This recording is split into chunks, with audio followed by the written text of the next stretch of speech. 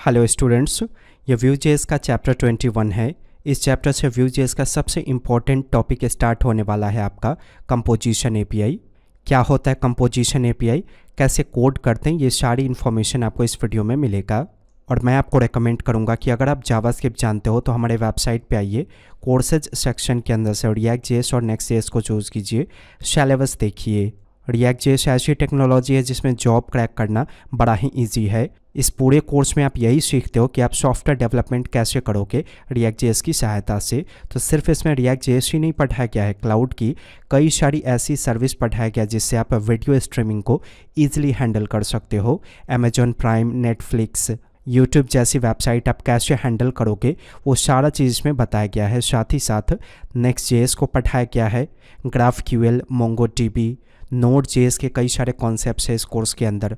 मतलब जॉब करने के लिए जितनी भी चीज़ों की आवश्यकता होंगी उससे कई गुना ज़्यादा चीज़ है। एक बार सिलेबस देखिए। एडमिशन लेने के लिए यहाँ क्लिक कीजिए। कोई कन्फ्यूजन या क्वेश्चन है तो हमारे सेल्स टीम या सर्विस टीम को कॉल कीजिए। चलिए शुरुआत करते कंपोजिशन एपीआई को पढ़ना। जनरली Vue.js की कोडिंग आप कहाँ पे करते हो स्क्रिप्ट टैग के अंदर? तो Vue.js में कोड लिखने का दो तरीका है। पहला पैटर्न कि अगर आपको प्रॉपर्टी बनाना है तो आप डेटा फंक्शन को ऐसे डिफाइन करो।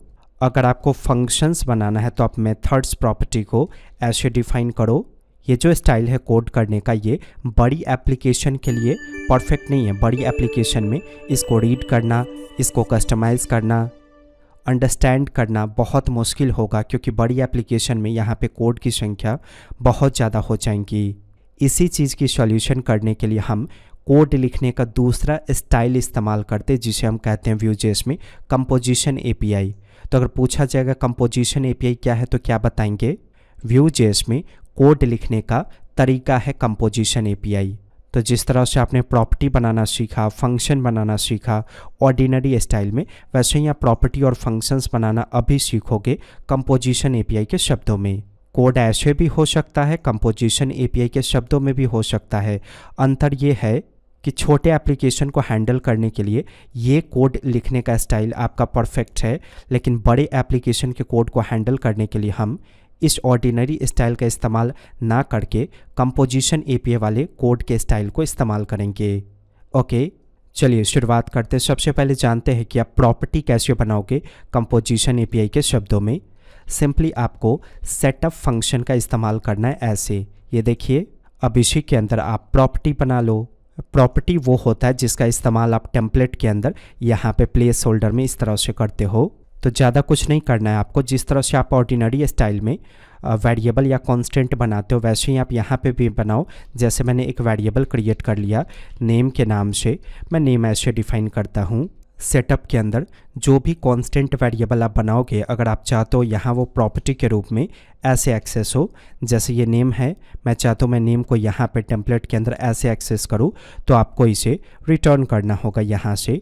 तो रिटर्न कीवर्ड का इस्तेमाल कीजिए और बस इसमें पास कर दीजिए नेम। हमें ये इस्तेमाल करना है नीचे, तो इसी को रिटर्न करेंगे, इसीलिए सेम इसी चीज़ को यहाँ पे ऐसे पास कर दीजिएगा। तो अब अगर आप यहाँ पे टेम्पलेट के अंदर ऐसे राइट करते हो नेम, तो क्या होगा, नेम का वैल्यू मिल जाएगा आपको। टेस्टिंग कीजिए, यहाँ देखिए आ गया वैल्यू। आप चाहते हो कि नेम के नाम से यहाँ एक्सेस ना हो, किसी और नाम से एक्सेस हो, तो ये जो जेसन है इसमें आप प्रॉपर्टी डिफाइन कर दो अपनी मर्जी से। जैसे मैंने x के नाम से प्रॉपर्टी डिफाइन कर दिया और इसका वैल्यू मैंने सेट कर दिया इस नेम को। तो अब इस नेम का वैल्यू एक्सेस करना है तो हमें ये प्रॉपर्टी एक्सेस करना होगा x।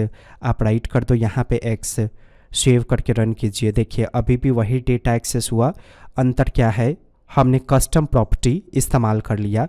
ऑर्डिनरी स्टाइल ही रहने दीजिए और यहाँ पे नेम को एक्सेस कर लीजिए। तो अभी आपने सीखा कि कंपोजिशन एपीआई के शब्दों में आप प्रॉपर्टीज़ का डिक्लेरेशन कैसे करोगे जो आपके टेम्पलेट में एक्सेसिबल होगा। अब इसके नीचे एक बटन को क्रिएट कीजिए। तो ऐसे बटन टैग को शुरू करेंगे, इसमें राइट कर दीजिए अपडेट मी। अभी सीखना है आपको कि आप फंक्शन कैसे बनाओगे, यानी कि मेथड कैसे बनाओगे कंपोजिशन एपीआई के शब्दों में। तो मैंने क्लिक इवेंट को पास किया बटन में और अपडेट के नाम से फंक्शन बनाता हूँ।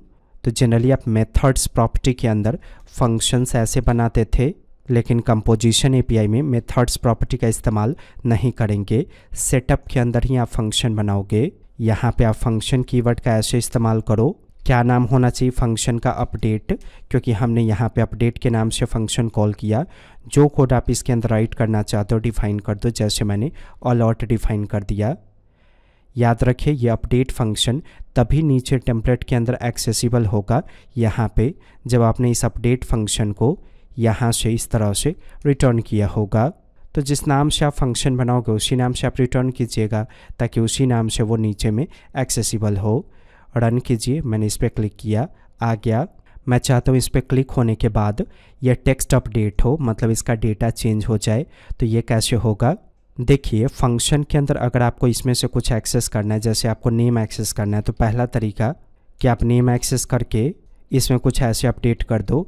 लेकिन अगर आपने ऐसे अपडेट किया, मतलब फंक्शन के अंदर नेम एक्सेस करके आपने अपडेट कर दिया, तो देखिए जब आप इस पर क्लिक करोगे तो वो इंटरनली अपडेट होगा, लेकिन यहाँ पे दिखेगा नहीं आपको लाइव चेंजेस देखना है यहाँ पे क्लिक करते ही। तो उसके लिए हम दूसरा तरीका इस्तेमाल करेंगे। इसके लिए Vue.js आपको ref के नाम से फंक्शन प्रोवाइड करता है, आपको उसे इंपोर्ट करना होगा। तो ऐसे राइट कीजिएगा इंपोर्ट ref फ्रॉम Vue। अब इसके बाद इस नेम का डिफ़ॉल्ट वैल्यू जो आपने यहाँ पे दिया उसे आप रेफ फंक्शन की सहायता से इस तरह से डिफ़ाइन कर दो। लेकिन अगर रेफ की सहायता से आपने डिफ़ाइन किया तो फ़ायदा ये होगा कि अब आप इसे अपडेट कर पाओगे। तो अभी अगर हम नेम को प्रिंट करेंगे तो क्या रिज़ल्ट आएगा? जैसे हमने यहाँ पे प्रिंट किया यही रिज़ल्ट आएगा जो आपने डिफ़ॉल्ट वैल्यू दिया। लेकिन मैं चाहता हूँ बटन पे क्लिक होते इस नेम का वैल्यू चेंज हो जाए। तो अपडेट फंक्शन के अंदर नेम का वैल्यू चेंज करने के लिए नेम के अंदर से हम वैल्यू प्रॉपर्टी पहले एक्सेस करेंगे, क्योंकि इसमें रेफ है इसीलिए ये एक्सेस करना पड़ेगा आपको अपडेट करने के लिए। और फिर जो अपडेट करना है आपको वो आप अपडेट कर दो। तो रेफ आपको तब देना है जब इसका डेटा फ्यूचर में आपको अपडेट करना हो किसी पे क्लिक करते ही। अगर फ्यूचर में कभी अपडेट नहीं करना है तो रेफ नहीं दीजिएगा, डायरेक्ट पहले जो हमने बनाया था वैसे ही राइट करेंगे। देखिए अभी अगर मैं इस पर क्लिक करूँगा तो लाइव चेंजेज आपको यहाँ पे दिख जाएगा। वैसे ही अगला क्रिएट कीजिए कुछ, जैसे मैंने रोल का वैल्यू डिफाइन कर दिया 12। ये रोल नीचे टेम्पलेट के अंदर तब एक्सेसिबल होगा जब आप इसको यहाँ डिफाइन करोगे रिटर्न के अंदर। अब आप इजीली यहाँ पे नेम के ठीक बाद रोल को एक्सेस कर सकते हो। सेव करके रन कीजिए, आ गया रोल 12। लेकिन अपडेट नहीं होगा 12 अगर हम अपडेट करना चाहे तो, क्योंकि इसमें जो वैल्यू हमने पास किया वो डायरेक्ट डिफाइंड है। आप चाहते हो फ्यूचर में हम इसे अपडेट कर सके तो डिफ़ॉल्ट वैल्यू आप रेफ की सहायता से डिफाइन कर दो। तो अभी भी 12 यहाँ दिखेगा, लेकिन हम चाहे तो अपडेट पे क्लिक करते ही इसे अपडेट कर सकते हैं ईजिली। तो इस अपडेट फंक्शन के अंदर रोल को अपडेट करने के लिए रोल के अंदर से वैल्यू प्रॉपर्टी एक्सेस कीजिए।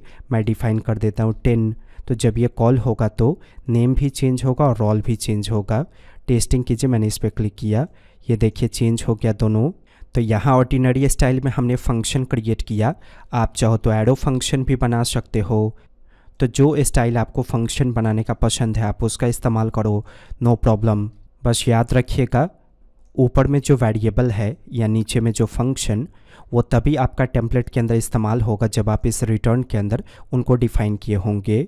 मुझे लगता है आपको समझ में आया होगा वीडियो। कोई क्वेरी है तो क्वेश्चन कीजिए कमेंट बॉक्स में, 100% रिप्लाई जाएगा आपको।